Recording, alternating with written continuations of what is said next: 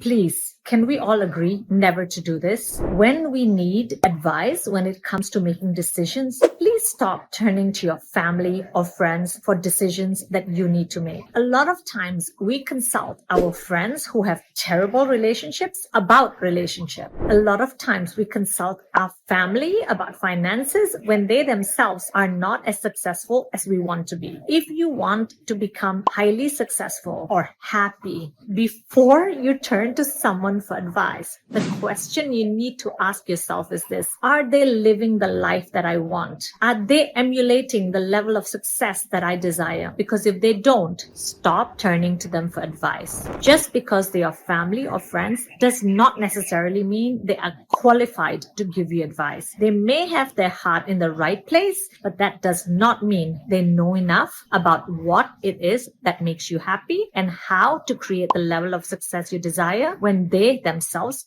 are not as successful as you would like to be.